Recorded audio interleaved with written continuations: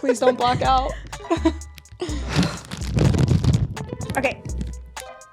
So imagine this like is right here, right? Okay. So now if you go to hug me, listen. So I'll never forget hugging good old Pete and Gary.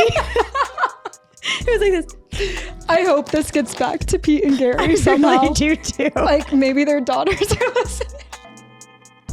I was about to say, ouch, we're not that old, but I guess if I could have gotten pregnant when I wanted to, Brex would be like 14, 15. It's wild. Should there be a disclaimer? Right? Okay, so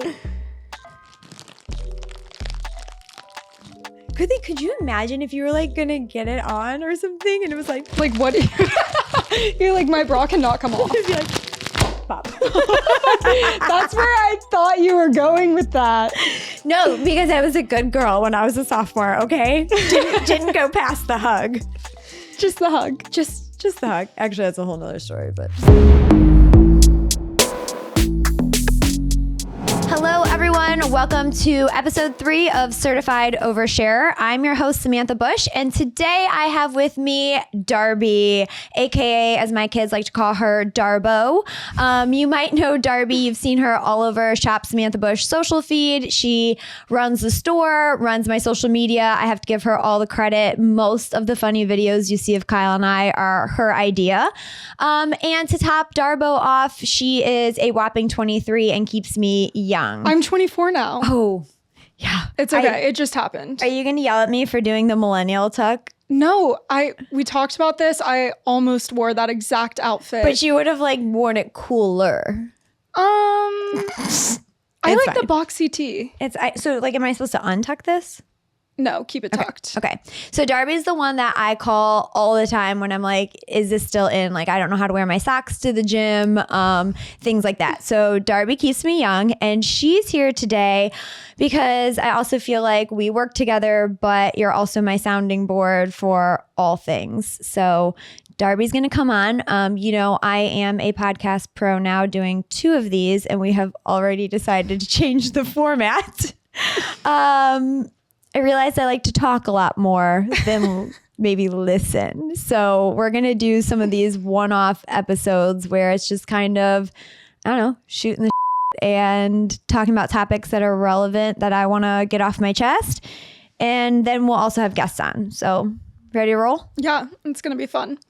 Okay. Well, you just got back from Sonoma. How was that? Any fun wine tours? Sonoma was good. Kyle and I definitely needed a little bit of time away from the kids. Lennox has hit her like 3-nager phase. So I was talking to her earlier and she's talking a lot more. She's screaming a lot more. She was like, Piper wants your yogurt. And I was like, okay, well, Piper's not getting it. Piper's our dog, by the way. No, so it's been good. It's been busy, so it was nice to kind of like get away and not have to do all the like racing. Well, we did Kyle's racing, but like Brexton's racing and the constant meltdowns and the fighting. So we just needed like a little 48 hours with some wine. We had our friends came, Abby and Brandon, so it was good. Fun. Yeah. So you're sharing throughout social through the week, but you were sharing how your hair is shedding again. What's going on with that? I don't know. I am literally so upset and so frustrated. That's actually like what I want to focus on this episode, because it is just taking like literally the biggest mental toll on me right now. So to like give people some background, because I know you know all of it, but my hair started falling out like 2.5, 3 years ago, big time. And it was out of nowhere, but I did a lot of testing. I saw a lot of doctors. Like I saw a holistic doctor, a hair derm, an OBGYN, an endocrinologist, and everybody just kind of assumed that when Kyle lost his job at JGR, that was like a huge stressor, and it flared up like this response. I did scalp biopsies that confirmed alopecia, all the things. And then for the past 2 years, they've had me on a huge regimen. So I do oral spirulactone. I do a topical tacrolimus, which is like, it's not a steroid, but it acts in a similar way of like calming inflammation. So you're putting that on your scalp. Yep. So I do that one day, and then on the other day I do this. So like, you know, Rogaine is minoxidil. Yeah. Yeah. You know, it's like what, like you'll see at the store, like what typically people are like, oh, if my hair is falling out, like I'll put Rogaine. So Rogaine's minoxidil. So it's not over the counter. So mine's not. So right, but you can purchase it. Yes. Okay. So Rogaine over the counter is at 5%. So I'm on a pharmacy grade 1 that's a minoxidil at 7%, but it also has this other thing in it called finasteride. And so together it's supposed to be like this super powerful like hair growth. It's supposed to help with the shed and like keep your hair in the growing phase longer. And so then obviously, you know, we've talked about it, changed diet, lifestyle, added the red meat back in, got rid of the high intensity workouts, low-tox, you name it, done it. And so for 2 years, my hair was growing back. Like you saw it. Right. Yeah. And super curly. Super, like it grew in very different from my normal hair, like corkscrew, wiry curls. Yes. But it was hair. Like I'll take it. And then literally last month, it was like a light switch. So did you change anything in your routine? Are you still doing everything you've been doing, not changing your workout routine, diet? No. Everything's the same. Everything is the same. And I'm still on all the medicine. So that's why I'm just at a total loss. And to be honest, like why I'm spiraling so bad, it's like the first time I went through it, was okay, we're going to figure this out.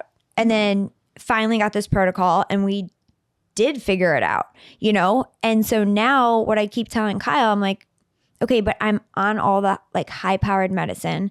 I'm on all the natural supplements. I'm doing everything I can, like from a diet and health perspective. So like, now what? It just sounds like kind of hopeless. Like what else is there to try? So have you gone back to the doctor since? Yeah, I've been going for all this testing because you're right. Like I feel absolutely defeated and hopeless. Like I know you just asked about Sonoma and I kind of skimmed over it just because like, yeah, we were doing the wine tours and we went to the race and all that. But like I spent half the time crying or, you know, like, so where we stayed in Sonoma, our friends like stayed, like they're like these little cottages and our friends stayed like right across from us. And like, I felt like such an because in the morning, our friend Brandon, like we're both coming out of the cottages at the same time to go to the cars, go to the track. He's like, hey, good morning. And I was like, hi.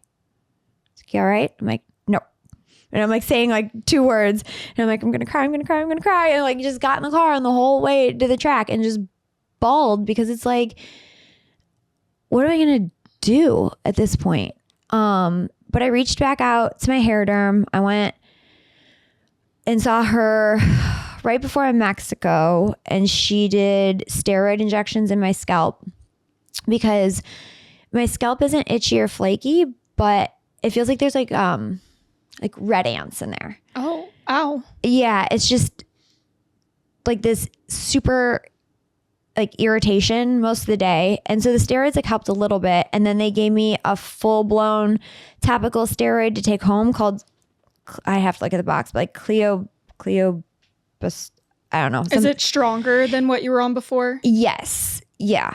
And it's helped calm, I'll just call it the red ants, like a little bit, but the hair fall out. The hair is still.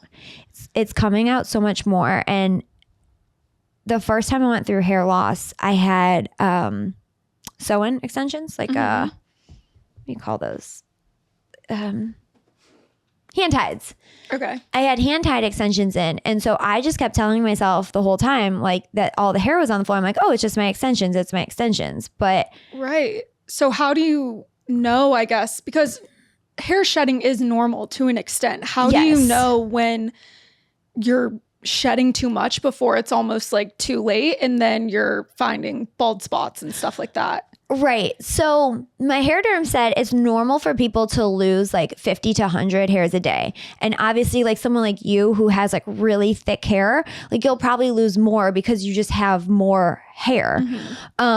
But for someone like me, like I know I'm in an active shed event because like obviously everyone watching, this is one of my wigs, but like say I'll go to put in a ponytail or take out a ponytail and I'll go like this and there's probably like 50 strands in my hair right there. And like what really scares me is the other day I was just going like this with my natural hair, like put it behind my ear and I went like this. And I'm not kidding you, like 20 hairs in a clump. Like with all the little follicle heads still on it. Right. So it's coming from the root. Yeah. Yeah, that would be right. The root, not follicle heads. Is that right? I don't know. I think I'm talking back with our egg retrieval. But like it was just sitting in my hand and it's like a chunk of it. And you're like, this is not good. And then like literally, and I know people listening are going to be like, that's so dramatic. When I have to go take a shower, it is like a ball in my stomach. Like I start getting hot before I have to take a shower because I'm like, I know what I'm going to see. And it's so gross being in the shower. It's like, I literally, when I'm washing my hair, I'm like trying not to scrub. But then as the water hits it, like it's just stuck to every part of my body. Like it's like it's gross. It's like wrapped around my feet. It's down my back. And I'm just like picking it up and like sticking it to the shower wall so it doesn't go down the drain. And it's literally like mentally I'm not well. So mentally, how has, I guess, your second shedding compared to your first? Do you feel better because you've been through this before? You know you can get beautiful wigs, and do you feel confident in wigs? Like, I guess just how are you feeling going through it a second time, knowing you've gone through it already before? That's actually a really good question. So I feel worse this time, but better. So I feel better in the fact that you're right. Like I know how to wear wigs now. I know where to get them from. I know how to make them look natural. I feel like I've tackled that hurdle and it's not that scary of like, oh my gosh, I'm going to be a wig wearer. And like, are people going to notice? Am I going to be embarrassed? Is it going to fall off? Like I know now how to wear wigs. So it's helping me in that way cope with it better, because the first time before I started wearing wigs, like I was getting this, not hair dye, because it's more of like a chalk essentially. And I was like coloring in the bald spots and like trying to wear my hair right and trying to put these fake ponytails on. And like, just, I would say after this long of like experimenting with every type of fake hair there is, obviously from like clip-ins to halos to ponytail clip-ins to wigs, you name it. Like I feel like I know what I'm doing now. So like on that side, it's easier to mask to the public.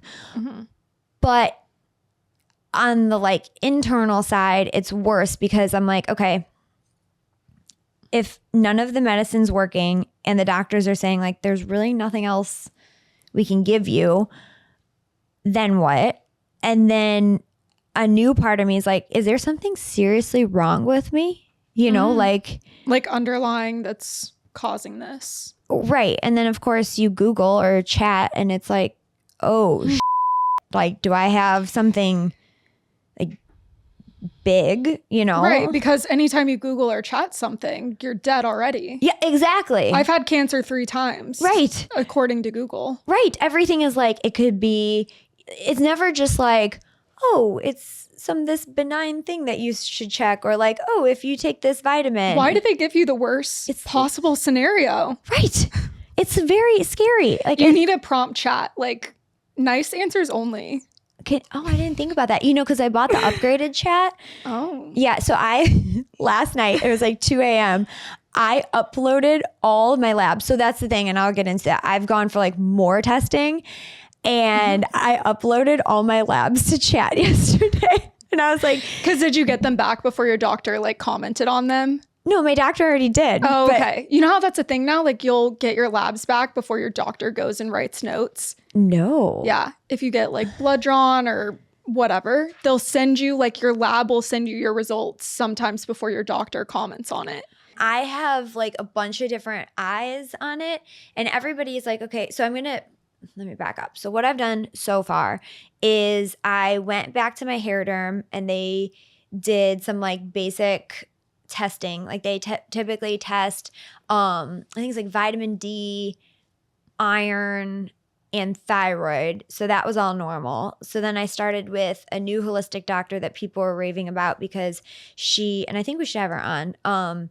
She does a lot with hormones and stuff. Mm-hmm. And she did a bunch of testing of like weird things, not weird things, but like she's like, let's test like your copper levels. And so that came back low. So she has me on this thing. It's like called Glow, and it's an injection. So I do that every night. And it has like a whole bunch of stuff that's supposed to help. But then I had another doctor that we know just through racing, and he was like, I want to test like your B12 and this, and that. And then I put it out there, obviously on social, and this lady reached out. And I thought this was super interesting. She was like, have you looked at your, I'm probably saying this wrong, MTHFR. No, I said that right. So it's a gene, and it's linked to infertility. Huh. Right? And hair loss. Well, then ChatGPT told me also hair loss, because she said her daughter had this hair loss cycle on and off and had the gene. And so something with that gene also is how you're processing or like absorbing nutrients. So I thought that was interesting. So is that why different vitamins could be low as well? Low, or for example, my B12 is super high, even though I don't take anything except like a multi that would have like a B12. Like I don't extra supplement it or anything. So which is kind of ironic, because whenever you were going through all your testing in the beginning, you were super fatigued, super drowsy, which you would get B12 to feel better. Right. Where if you have so much of B12, it's like, oh, you should be like fully going, energized the whole day. Am. Like now I feel great. I mean, I feel like the biggest thing through all this was like eating red meat again. Huge. I think cutting back on those high intensity workouts, like I think that was really detrimental just for me, because it was that extra stressor. So like balancing the cortisol levels, I feel if my hair wasn't falling out, I am 39 years old, and I would say I feel the best that I have ever felt. Right. So like what? Yeah. I don't get it. I don't know. So anyways, I reached out to my fertility clinic and was like, hey, when I was going through all these reoccurrent like failed cycles and miscarriages, I know we did some testing, was MTHFR one. And she was like, no, we actually tested for like 3 or 4 other genes, but not that one. So I was like, well, so now I'm going to find like a genetic lab. So if you have that gene, what do you do from there? Well, according to chat, because that was my first question. What did the doctor say, aka chat? Chat told me that really what's a little frustrating is there's not that much more that like I'm not doing, because it's more of like a lifestyle and this and that. But there could be different supplements I could take to absorb things better. But I mean, I'm thinking like if we find the root cause, that would help. And then I'm also going and doing I have to wait till day 19 through 21 of my cycle and doing, have you ever a Dutch test? No. So it's like a 4-point saliva test. And I guess it's supposed to be like really good for measuring your cortisol and your hormones. Okay. So that's how you have to wait till a certain point in your cycle to take it? Yeah, because people keep saying, they're like, what if you're just like perimenopausal? I mean... No, Darby, what do you mean? I mean, that's a thing, right? I know.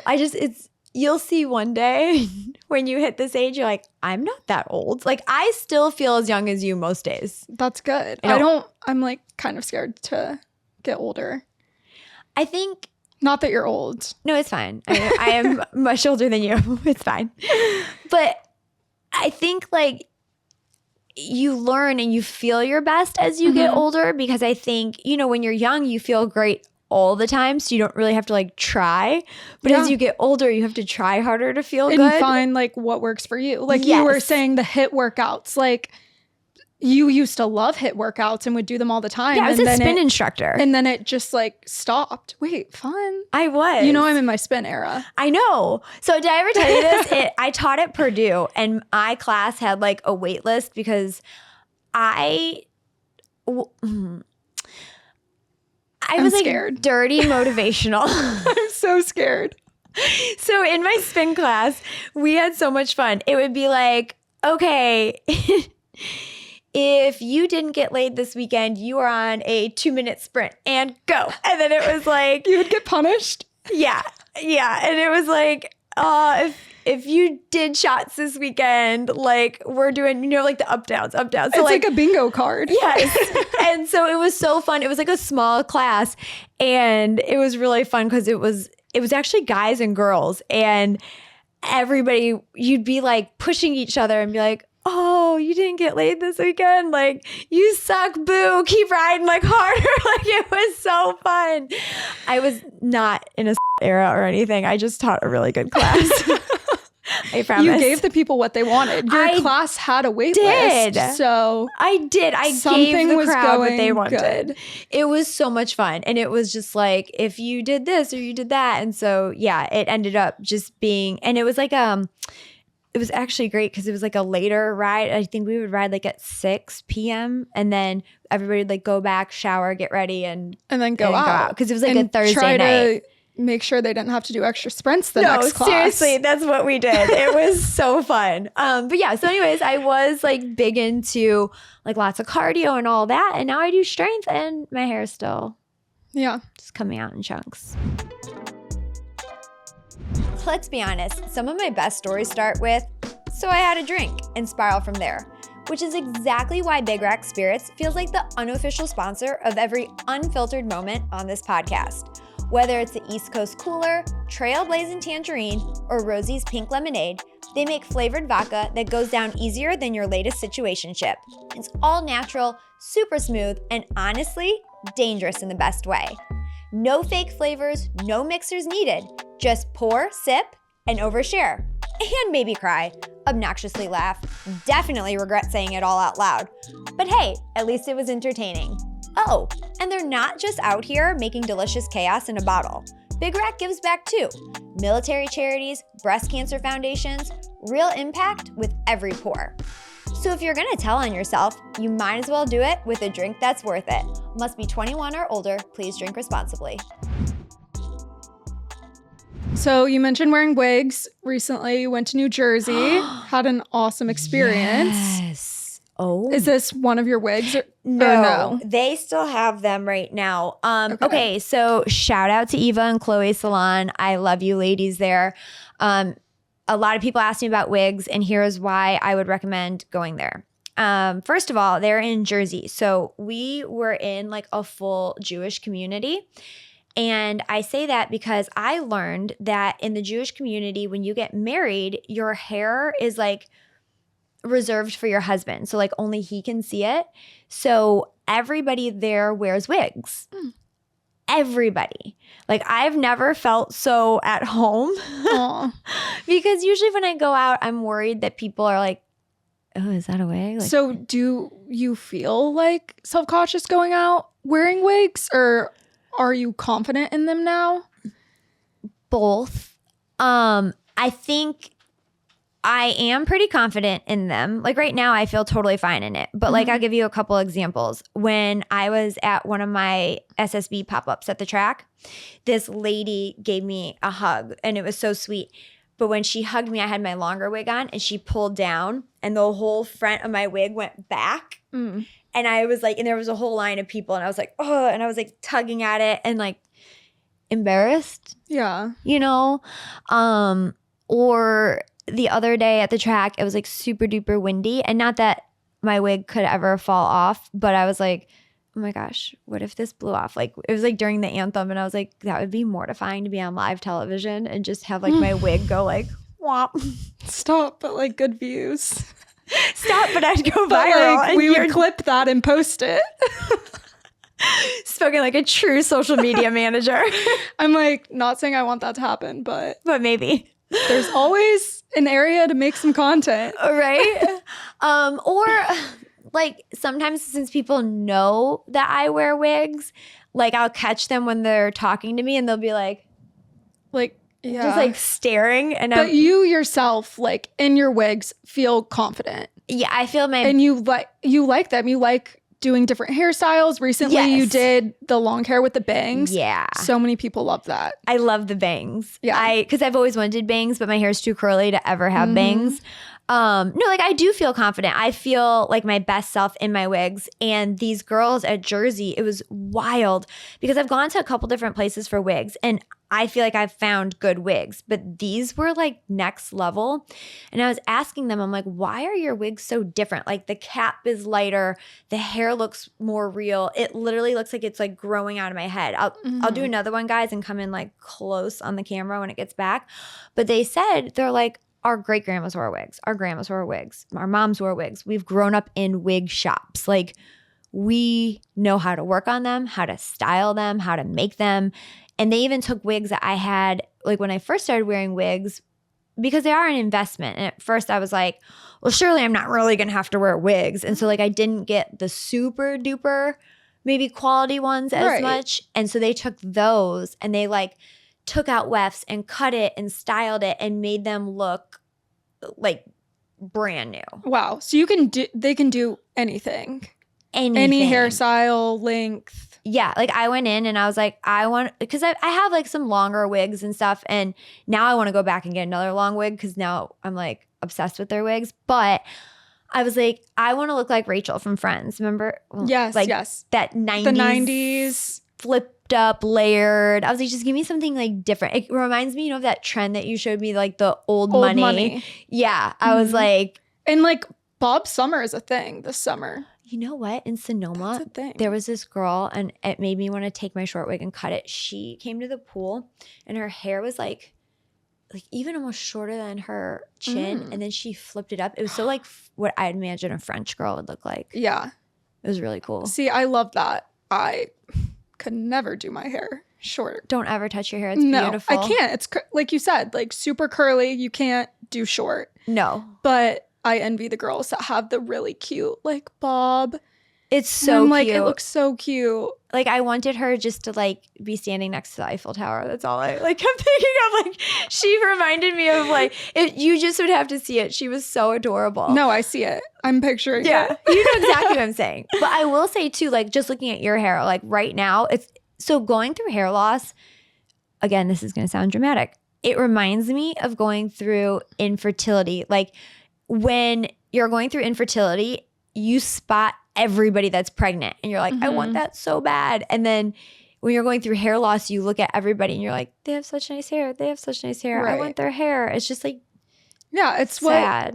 Yeah. And you unfortunately focus on the things that you're worried about and comparing them to other people. Right. Just naturally. Yeah. It's like you said, just finding them like, oh, that girl has really nice hair, which you might do normally if you weren't experiencing not to hair that level. Yeah.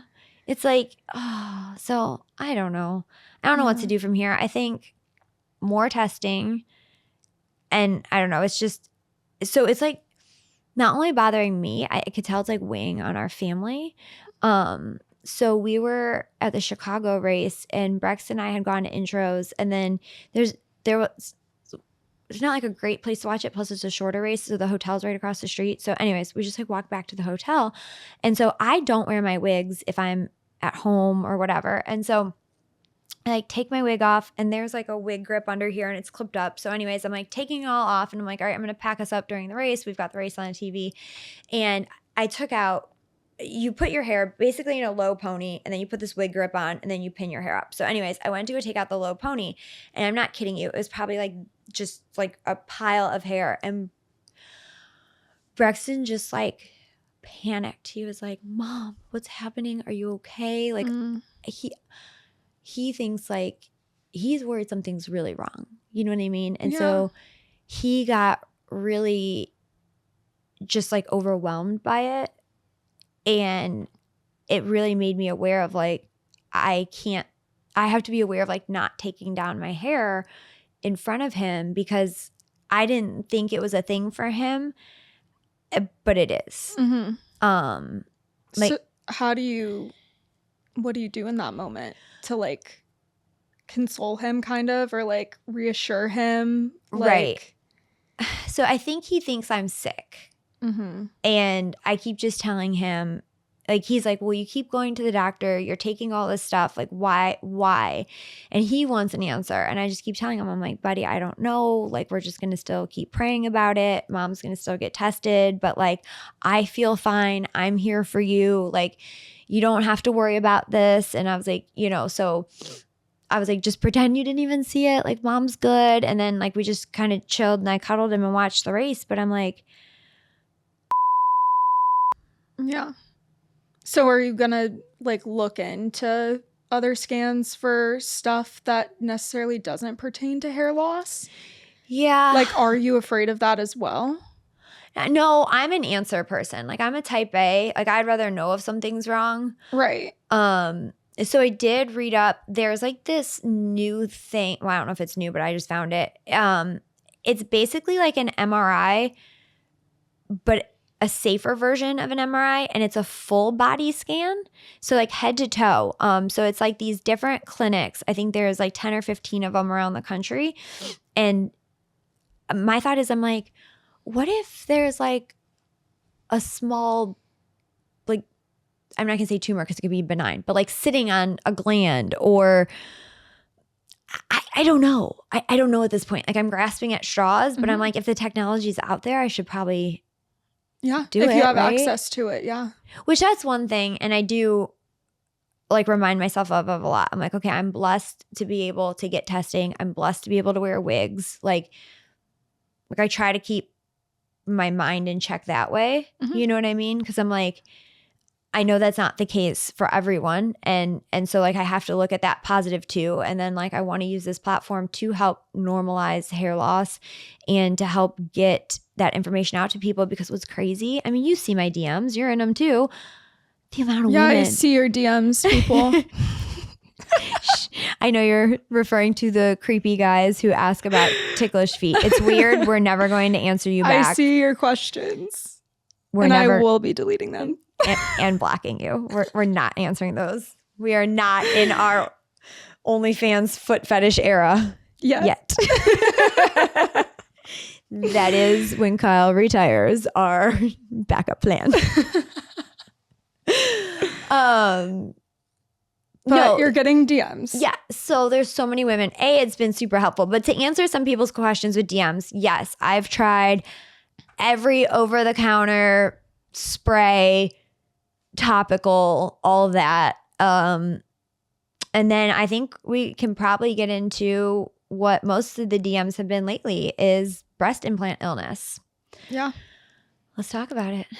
Let's go. I mean, what have you learned? Are you considering? At my boobs. I'm like, let me see them before they're gone. Ready? I am wearing my zinc bra.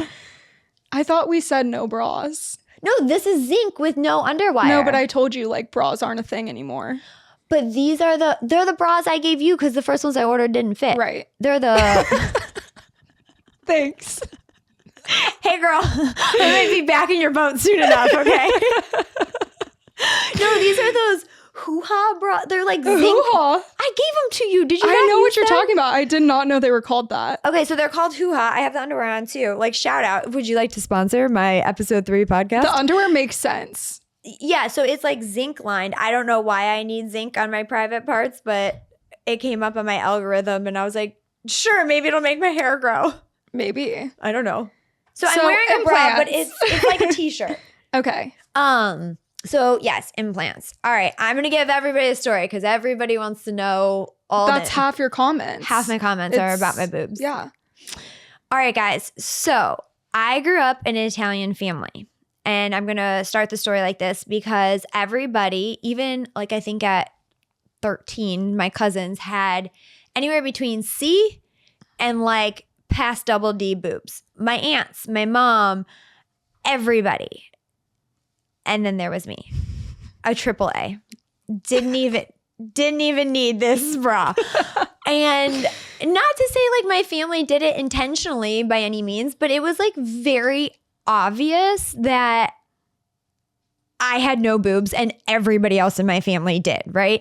And I went through oh my gosh, this is the most embarrassing story, but it will stick with me the rest of my life. So back when I was a sophomore in high school, because like when I would tell you, like I couldn't even push them. I get it. Yeah. Yeah. There was no like where people were like, oh, like the sticky. Right. There was no pushing anything together. It was just the nipples. Like there was nothing there. Pause. Right, but you know what I mean? There was no fat. Like, Right. there was no scrunch. There was no cleavage. So Victoria's Secrets, I think it was for a hot minute, had something called an air bra. Okay. They were literally, it was like an air balloon inside a bra. Okay. I was like, okay, like the bombshell. Okay, yes, but more. And you could like pump it? You're lying. And you can make them these huge boobs. So when I was a sophomore in high school, I got invited. I don't know if this is a thing, but like the football team used to do like these like pasta parties before the games because you'd like carb up. And so like if you were a girl, like you totally wanted to be invited. And I wore my air bra there with like this tight t-shirt and I was looking hot, right? Stop. Was that like on your Christmas list? How did you get a hold of that? Yes. Like it was a thing. And so like I go there and there was this boy, there was two boys and I will forever remember their names because it's like burned in my memory. Pete and Gary. If you're listening. If you're listening. From sophomore year of high school. And I like went to go give them there was like, hey, it was like a hug. And it was I'm just like, so scared. Do we have anything plastic in here? Please don't black out. Okay. So imagine this like is right here, right? Okay. So now if you go to hug me, listen. So I'll never forget hugging good old Pete and Gary. It was like this. I hope this gets back to Pete and Gary I somehow. really do too. Like maybe their daughters are listening. I was about to say, ouch, we're not that old, but I guess if I could have gotten pregnant when I wanted to, Brex would be like 14, 15. It's wild. Should there be a disclaimer? Right? Okay, so... Could you imagine if you were like gonna get it on or something and it was like what you're like my bra cannot come off. It'd be like pop. That's where I thought you were going with that. No, because I was a good girl when I was a sophomore, okay? Didn't go past the hug. Just the hug. Just the hug. Actually, that's a whole nother story, but Pete and Gary type in. This is what I lived with. So I told my parents at 16 I was getting boobs. And again, I mentioned this on another episode, like we did not come from a lot of money, right? So it wasn't just like my parents were like, cool, I'll buy you boobies. Plus I was 16. My mom and dad were like, sure, when you can save up $5,000, you know, you can get yourself some boobs. And so me, homegirl here, I worked 4 jobs. I was about to say you found 3 jobs that night. My dad would drive me to some of my jobs. So I obviously babysat. That was the easiest. My friend's dad, who's so funny, was on The Golden Bachelor. Yeah. Flex. Right? It was so cool. He was just on the last one. Mr. Lencioni, shout out, watched you. So he owned Lencioni Catering. And so his daughter Gina and I were friends. And so I worked at 14. I worked every weekend. Yeah, I was like... You were motivated. I was super motivated. Then I worked at the gym that my dad worked at. And it was really funny. I had this like tip jar. I don't know why they should tip me for working at a gym. You were like Boob Fund. I really did. People started putting so much money in there. They were like, it's going to a good cause. A good cause. Here's your charity Boob Fund. And then I just like worked odd and end jobs. Like if people needed me to weed their back patio, like let's do it. You know, whatever my aunt was like, come organize my closets, come skim my pool. I was like, okay, whatever you need. And so lo and behold, by age 17, I raised $5,000. You raised. I did. I Good raised thing $5,000. GoFundMe wasn't a thing back then. Oh my gosh. Could you imagine? I would have raised that way quicker.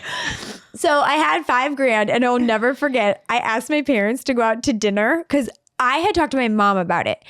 I obviously had not told my dad. And so I invited my parents out to dinner, which they thought like, I think they thought I was pregnant or something because they were both like, well, like she's never done this. What's happening? And I like sat there and I was like, guys, I've come to an important decision in my life. I have raised $5,000 and I need you to sign off because I'm getting a boob job. And my mom was like, okay, I knew this. And my dad was like, what? And I was like, yes. And this is my decision. And I will be 18 soon, but I would like to get it done before then. And so I'll never forget the date, May 11th. Right before my 18th birthday, I got my boobs done. And it was so fun getting them. No, this is bad to say. Like when you get your boobs done older in life, it's just like, okay, you got something done. But when you're 18, all your girlfriends come over and they're bringing bras and everybody's like, let's see them. Because like, I mean, guys, this was a long ass time ago. Like boob jobs were not as common, especially not at my age. So it was like, all my girlfriends were like, oh, let me see. Let's play with them. You know what I mean? And it was like, oh, these things are great. And so that's how I got my boobs done. Nobody tells you like that they could lead to anything back in the day, right? Yeah. And see, your generation was more Kardashian butts. Mine was like the BBL. right. Mine was all like boobs. So that whole long-winded story to say I had them early because a lot of people are like, oh, Kyle bought you your boobs. I'm like, no. That was a question. No. That was a question in the DMs. Mama worked 4 jobs and bought her own boobies at 17. Thank you very little. But then I did have them redone. And you might have paid for that. Yeah. But I paid for the first set. That's the one that counts. Yeah, that's the expensive one. Yeah. The other one's just like a maintenance fee. So are you, what's next? Oh, okay. Like, so I got them redone probably 10 years ago. how often do you have to get them redone? I only got them redone because, again, being 17, I was like, bring on the D's. And then I was like, I'm not really a big enough person to carry some D's. So 10 years of doing that. But like, of course, when you're 18, 21, you're like, woohoo! You're like, this better be worth it. I like look if like I'm Pam going Anderson, right, if I'm going under, give me the big dogs. But then I grew up and I was like, okay, so I went back in and it was like, what is like the smallest size I can go to now, given that my skin is so stretched? Mm-hmm. So now I'm like a small C. And I'm a little bit different. So I'm over the muscle, which was like nowadays, I feel like typically everybody I talk to is under the muscle. But back 20 years ago, they just threw them over the muscle. I don't know if maybe it was like less complicated. I have no idea. And so with all that to be said and reading up on all the breast implant illness stuff, I have brought it to like 6 doctors. So one holistic doctor was like, yeah, it might be a thing. However, they tested me for like a bunch of inflammation markers and they were super low. Then I talked to another doctor and they were like, breast implant illness we do think is real. However, we see like a host of symptoms, not typically like just one. And they're like, it was also kind of weird that your body responded to medicines. So that was another doctor's opinion. One doctor straight up laughed at me and was like, that's not a thing. And then, researching through the groups, like it is a very real thing for a lot of people. So I'm at a total loss. So I scheduled July 28th. Yeah. I go to a consult with a plastic surgeon just to see about an explant because my question is, it's called Certified Oversharer. So you ready to overshare? Darby's like, take it over. So I did my implants under here. This is where my scar is, like right underneath my boobs. And then obviously at pregnancy, you will maybe, if you decide to have kids one day, your areola, your dark part of your boobies gets really big. and it doesn't always go back to its normal size. So my question is, with how stretched out my skin is, the fact that I still to this day have no breast tissue, it's just flat as a board. Like, I want to tell the doctor, and I know this is being vain, but like it would be a big stressor to me. Am I literally just going to have like a bunch of scars and a nipple? Like just like flat? Mm-hmm. Because I also think the stress from that would be a lot. Yeah, that's a good point. So I don't know.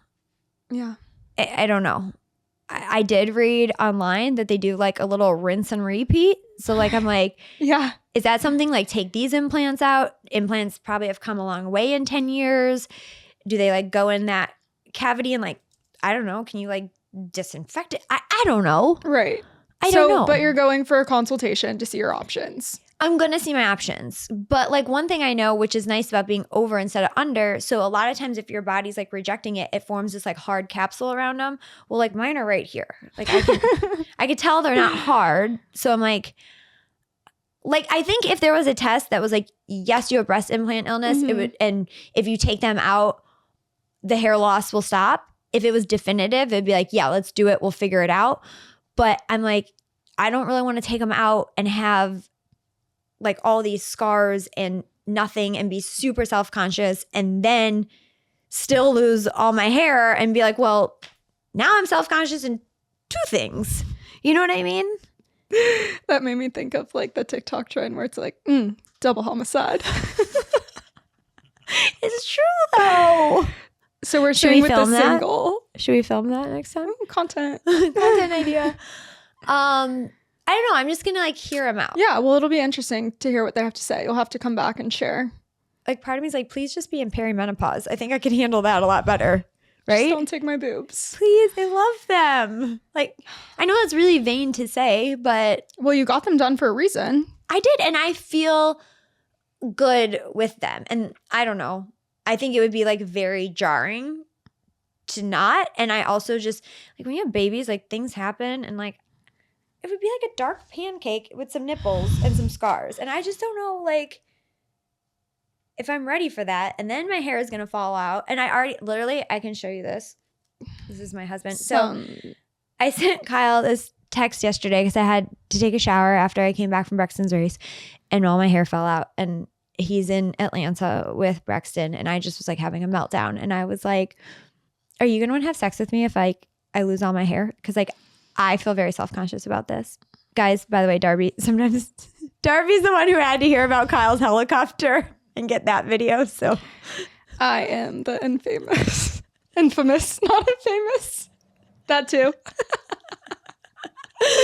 Poor Darby. But I was like, you know, are you going to be attracted to me? Like, I think that that's a real and honest question. Like, are you going to find me attractive? Are you going to want to have sex with me? Like, these are the things I worry about with if all my hair starts falling out and if I take my boobs out, like, are you going to find me attractive and stuff like that?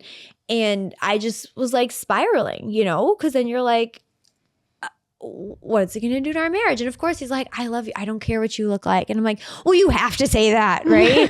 But like, kind of like, what if you're not like, ooh, baby, I want that? Because there's just like, I don't know. This is what I think about and I spiral. No, yeah. I mean, they're valid thoughts, but. This is my husband. Let me just show you. This is our conversation. This is.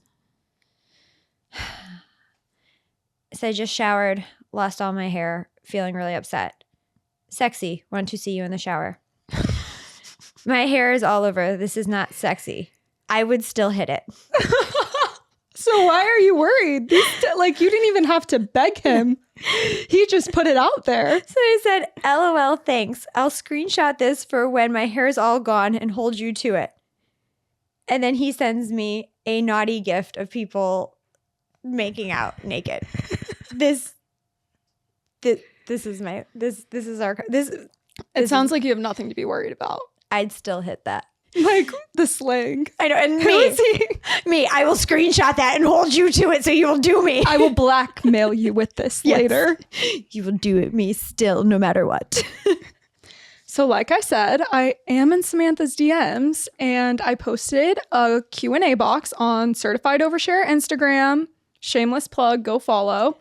And we just asked if you guys needed any advice, had questions. So are you ready to answer some? I am. And also, you were like made for podcasting. That was like amazing intro, Darbo. Oh, thank you. Thank you for letting me be here. Okay. Well, since we're talking about your sex life. Shocking. How do you have such a great sex life with your husband while being so busy? Thank you for the question, Brenda. Great question. Sometimes it's hard. Okay, well, we're going there, right? You have to give the people their answers. This week, so we came home red eye. So Monday was like a rough day and everybody's tired and Brexton had a test. And then Kyle's gone Wednesday, Thursday, Friday, Saturday, Sunday with Brexton and then his racing. So literally, oh my gosh, don't judge me.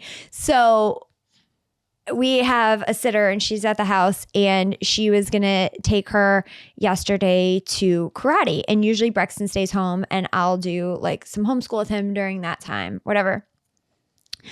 I told her that we had a business call and asked her to take Brexton to karate with Lennox and do his lesson there.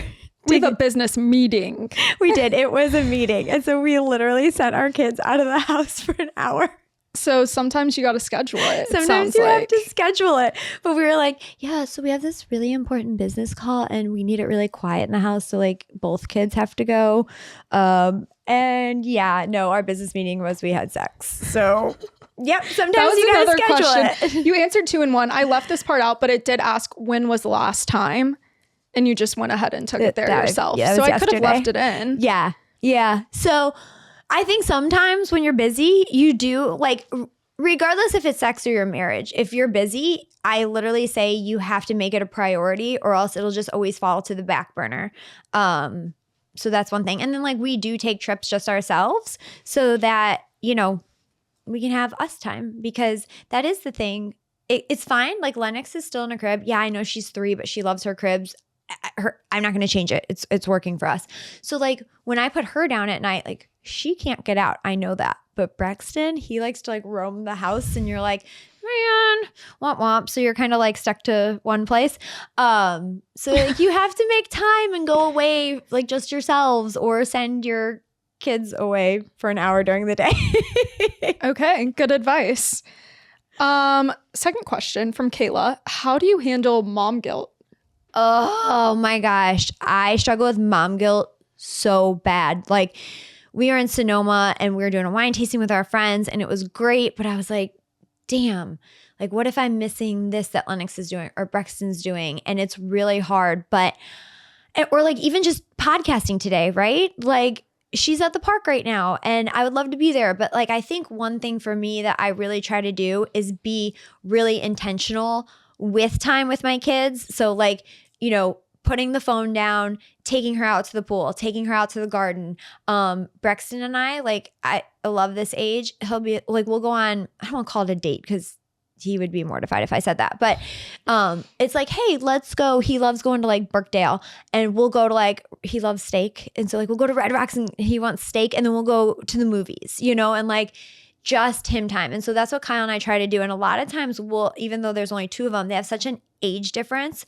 So for us, it's hard to like find a ton of stuff that they both want to do.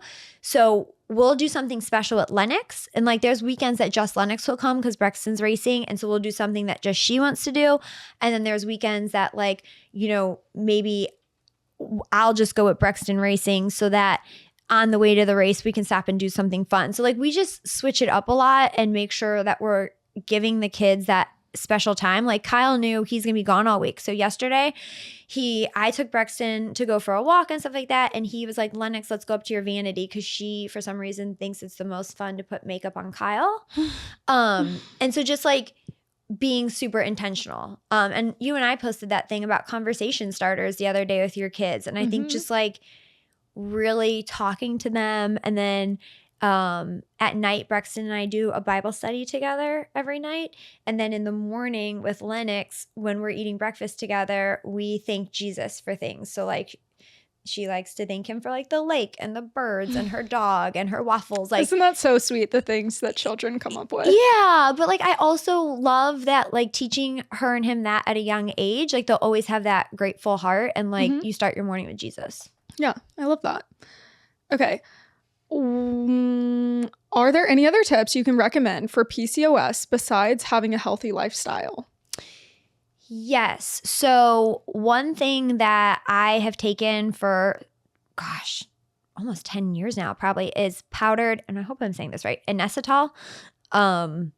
So I put it in my coffee every morning, and a lot of people that battle PCOS have insulin resistance. And so for me, one of the things that manifested in is I was always craving something sugary or getting dizzy. And now when I put that in my coffee every morning, it's completely alleviated that, which is really nice. So that would be just like a quick tip for someone battling PCOS. Awesome. And then what are your recommendations for how to cultivate a sustainable, healthy lifestyle while also having fun from someone who struggles with discipline? That is a really good question. I think, and we're going to actually have like a holistic low-tox doctor come on soon. That's going to be so good. But I think it's about being realistic. So the same as I tell people, when you look at Instagram and everybody has the perfect marriage and the perfect kids and the perfect house, like that's not real life. That's a curated feed, and we're all guilty of it. Like, who wants to put the not pretty stuff out there? But I think when it comes to lifestyle, it's the same way, right? Like, you have to be realistic in what is achievable. So, you know, when I go on vacation, yeah, I'm going to have like a drink. I'm going to have dessert every day. I'm going to do that, but I'm still going to work out, and I'm going to get my sunshine in the morning and get my steps in and make some healthy choices along the way. But I do think, like, for me, I like to get up. I start my day before the rest of the house. I do a Bible study. I try to sit outside directly in the sunlight. I try to have my water and electrolytes before my coffee. Like, those things that are attainable. But like, look, I get it. If you got 4 kids and it's the middle of the school year, like, give yourself grace, because I almost think it's toxic trying to be overly non-toxic and then having that like guilt and being upset when you're not doing everything perfect. So setting realistic expectations for yourself and kind of finding a routine that you enjoy, that's also healthy. Yes, thank you for taking my 12-minute lecture and nailing it. Because I mean, everybody's different. That is so right, though. Like, that's exactly what I wanted to say, but okay, I don't know how to say it concisely. Perfect. So that's the advice. Yes. Yes. Just clip Darby's advice right there, because that was exactly nail on the head. This is like proof that we talk way too much, because actually that is a thing. Dakota will like send me text and be like, can you translate this?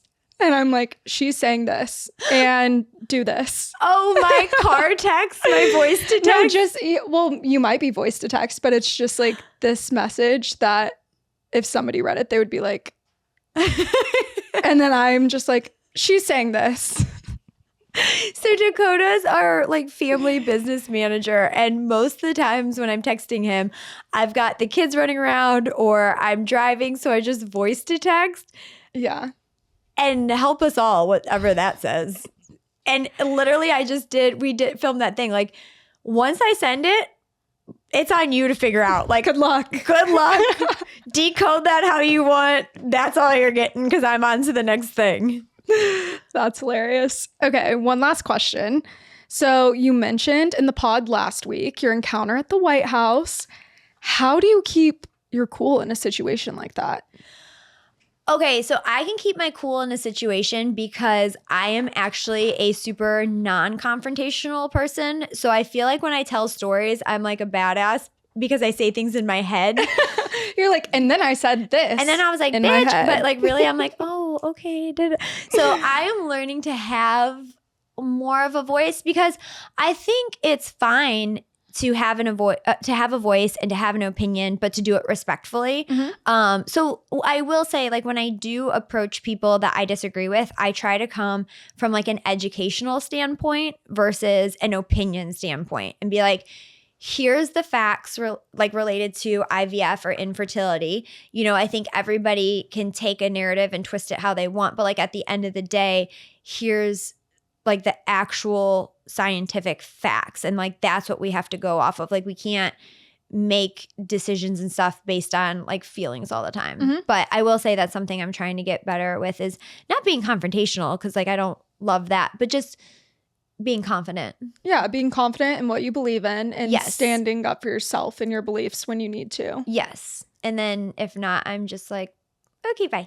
Thank you. Bye. Bye. Thanks, but no thanks. I'm going to end that convo real quick. No, I think that is really good advice because most of us just immediately react amongst feelings. So just like speaking with facts. If you ask Kyle, I definitely do not. But there I am my most confident self and I have a lot to say. But like with strangers, I literally like think one thing in my head and like something totally different comes out. No, it's good to have a filter. Yeah, except not on here. No, see, like that's what I don't have a filter. But I love that about you. Like you guys. I'm the honest friend. You are. I will send her a picture of an outfit and get an absolutely not. And I'm like, 10-4. Not my favorite. Yep. 10-4. Burn that. Next. Burn that. All right. Well, I just want to say I loved this episode. I think that it's really fun to take maybe hard things going on in life and be able to have these open conversations. And I'm really excited to see now what you do on social with this to clip it up because I think that, you know, we are helping build that community of women battling hair loss and showing them maybe here's tests that you can look at, here's topicals you can look at, here's alternative hair, and just giving them confidence because I think, you know, I am just going to end on this. A lot of people wear extensions and that is such like a common norm and nobody bats an eye. And I want that feeling to be for people wearing wigs. Mm-hmm. You know, like it's really not that much different than wearing hand-tied extensions. And so I want people to be like, okay, I'm battling hair loss. Here's what I can do to be my most confident self, either during this episode or if this is going to be something permanent, and not have to be like, oh my gosh, I'm wearing a wig. You know what I mean? And just really be like, kind of how I am now. Like, yep, it's a wig. Yeah. No, I think these conversations are so important and so many people look to you for advice in these topics because you are so vulnerable and you'll be like, yeah, like I'm struggling. This is terrible. I'm not having a good time, but I can wear wigs. There are options. You can be confident, all these things. Yeah. So, I mean, the comments, everybody appreciates you talking about these things. And I think just like bringing awareness and knowledge and facts, and then also recognizing that like feelings are involved too. 1,000%. And I mean, that's exactly why I started the podcast. I wanted to have this. So, I mean, because Instagram only gives me like 3 minutes to talk. That's not enough time. Right. So I needed this platform. You need more. So thank you everyone for tuning in to Certified Oversharer. And thank you so much, Darby, for coming on. I mean, I know you guys are going to love her and want her back because she tells all the truths. Thank you for having me.